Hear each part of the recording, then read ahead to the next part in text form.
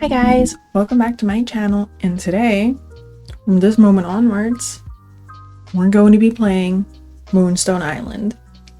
I am literally so excited to play the full release of this game.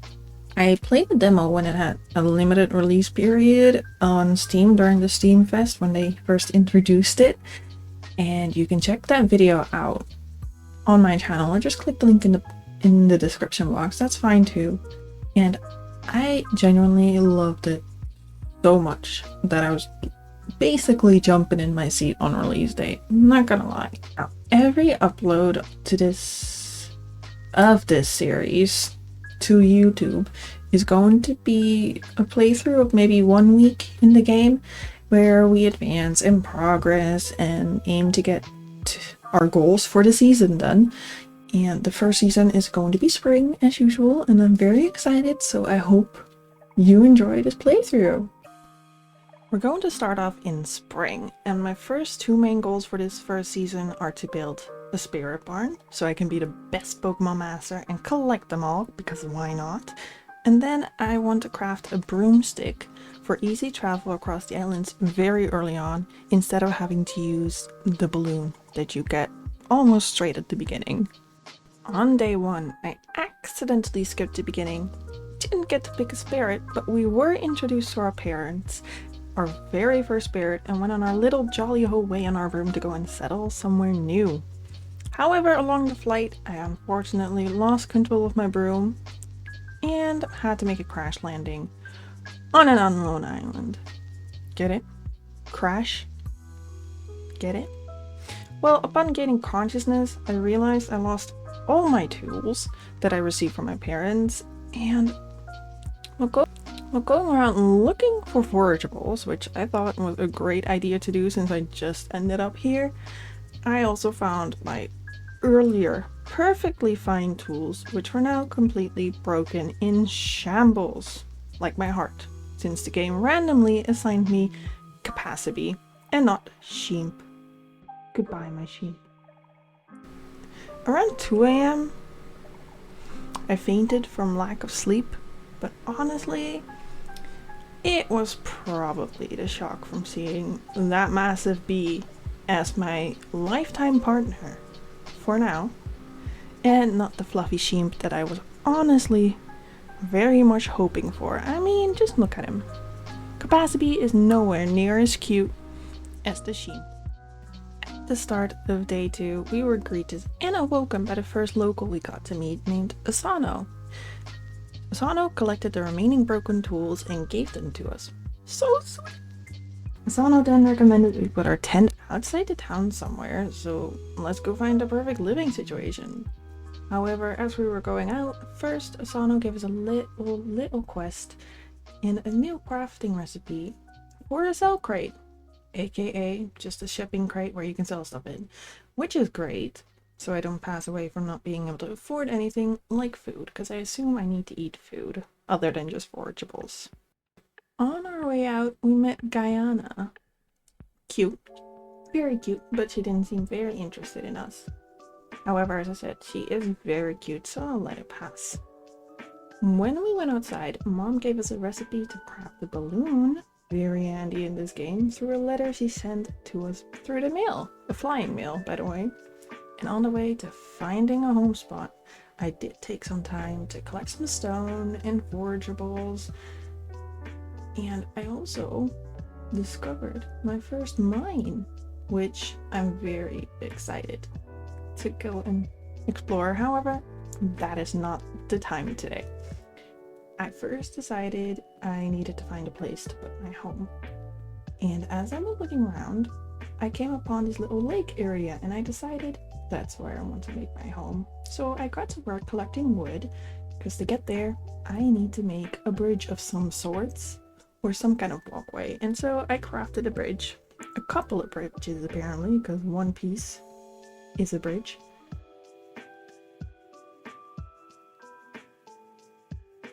It's placement time! And I'm very happy with where I placed it. It's very cute.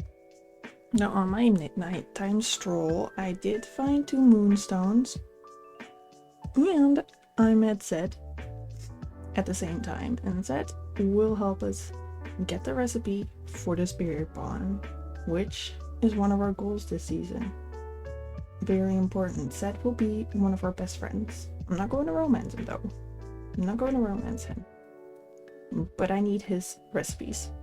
I ended the day by contemplating my new life as a lost alchemist while looking out over the little floating islands from this beautiful viewpoint in the city. I started day 3 off with doing some groundwork around my house by clearing up the area, collecting crafting materials in the process, and preparing it to plant some of the seeds that I had found. I also decided that today would probably be a good day to go around the town, explore, and get to meet some of the villagers, if not all, at least most of them. And I first met Ophelia and Paolo, and I just went around, as you do, you know? And as I was going around introducing myself, I happened upon a weird little wooden flute laid out on a stone slab, and I took it.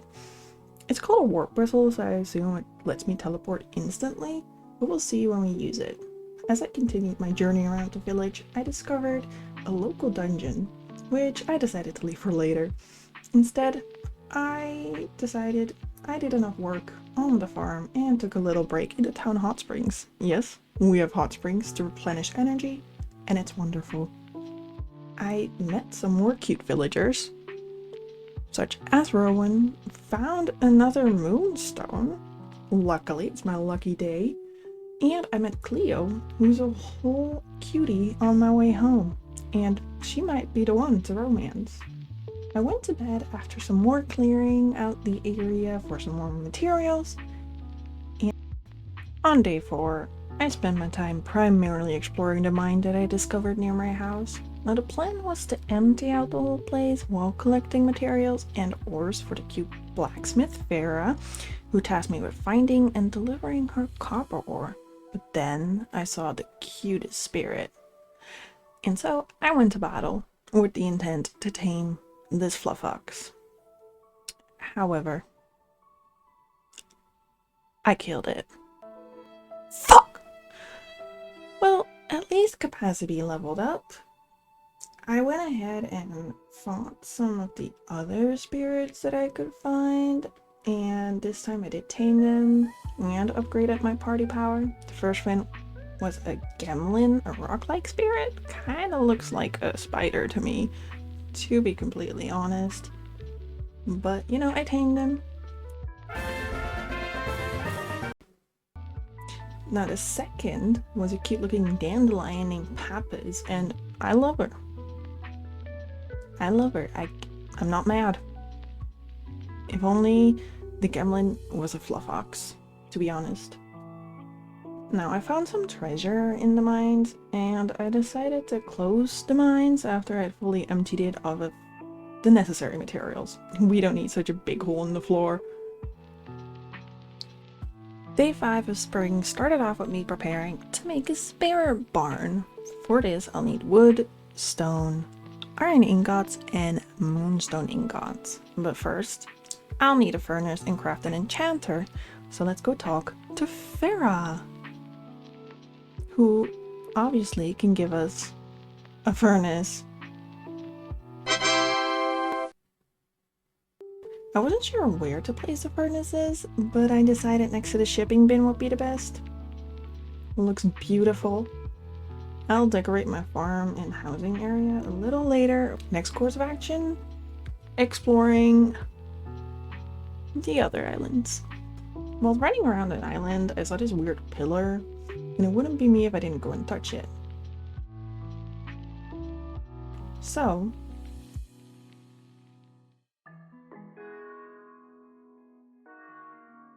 I did, and I was transported to another island, very far off the main island. And as I was walking, I realized, oh, it's a lightning island. I'ma get sapped. And I did. But I'm an adventurer, and I persevered to get the new talisman from this little bridge gate thingy. Anyway, I chose study. I don't know why, I just did. I teleported back using the flute thing, and by looking at the map in time, I decided now is not the time to go and explore some more and just do some basic stuff on the farm. I finally crafted a much needed chest, and I found it the best place to place it outside near the farm and the furnaces, so it's always on hand. And then when it turned nighttime, I ventured back over to this first small island I found to go see if I could find the Moonstone there. They're rare, but very important in crafting, so I'm not taking any chances. And I was once again very lucky to find it almost immediately. That night when I went to bed, I got the chance to do a skill upgrade for the first time, and I decided on Luminous, which increases my light radius during the night, which is very useful to see the incoming spirits, to be honest. And we're on to the next day, day 6. Day 6 was another exploration of other islands day. Now I know that there are quests where you have to collect different materials, flowers, forageables, etc. And I just really wanted to see some more spirits to level up my own spirits in my own party. And that's why I went adventuring. Now unfortunately, with my full party, our dear little cute Fluffox will have to wait to join the party, as I can't tame any more spirits until I have a spirit barn, and Fluffox will join my party at some point. You know, at some point. Now on this new island, I also found a dungeon. And well, fuck it. Let's do it. Now in this dungeon, I primarily use my balloon to get around, and honestly I could have used the bridges, but who's got the time or enough materials for that? I know I don't. And as I was flying around making my way through, I found this weird dark matter orb, and I wonder what I can actually use that for. I did get some good fighting practice in against the spirits in the dungeon, and I can confidently say I thoroughly enjoyed the battling system in this game, as it's quite different from usual like cozy farming games. It's giving me Pokemon vibes. After a little spa break, I was met with a tough foe, the Guardian. Oh boy, let's do this. I'm confident, at least I hope. Now after a long tough battle in which I spent way too much time healing my spirits, we finally had our win over this tough Guardian. Now I received a memory shard, I'm not sure what to do with that yet, but we'll find out. And then in the next room I was met with a beautiful tree which gave me some extra permanent stamina. Thank you very much. Now it was about time to go home, but first I went around and found another Moonstone. Thank you, Moonstone gods! After selling some items that I gathered, I really quickly went to bed to get ready for the last day of the first week in the game.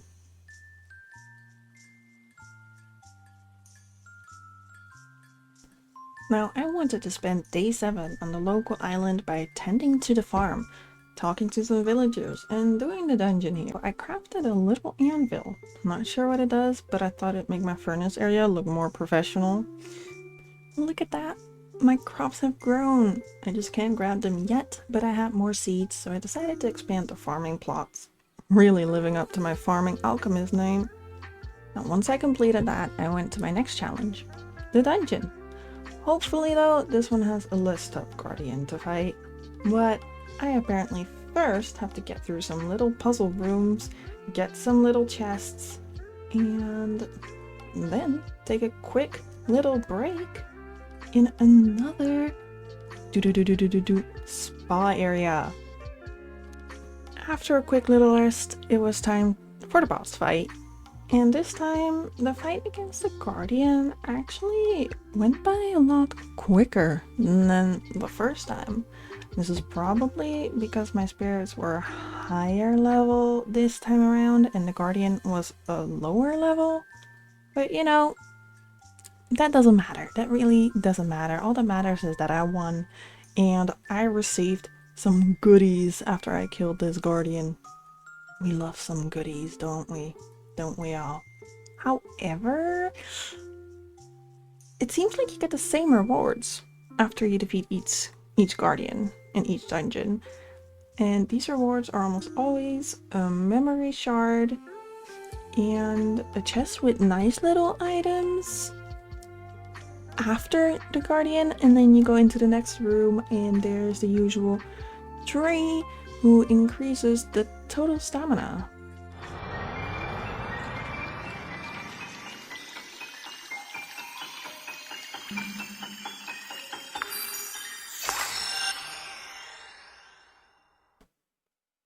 The rest of the day I spoke to some of the townies and tried to up our friendship hearts by giving them a couple of gifts.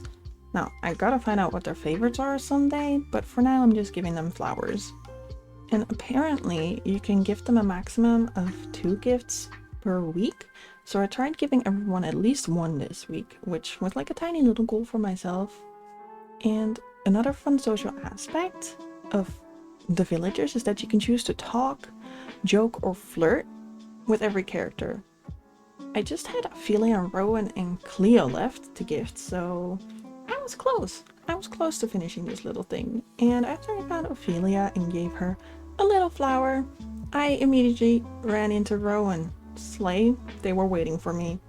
Now, I ran around the goddamn whole island in search of Cleo, but she was nowhere to be found, and that made me very sad, because I'll be very honest. Cleo is one of the 2 I'm currently thinking of romancing first. That's Cleo and Rowan are my top 2 at the moment, and if I can't gift Cleo any gifts, I'm not going to be able to romance her at all. Oh well, we still have many more days to go. It's only year 1 in spring. To round off the first week, I did a bit more farming. I planted a couple of more seeds that I found on my search for Cleo. And I sold some more items, and then I thought it was time to get into bed because it was almost 2 a.m. Which, if you remember, is the time that you faint.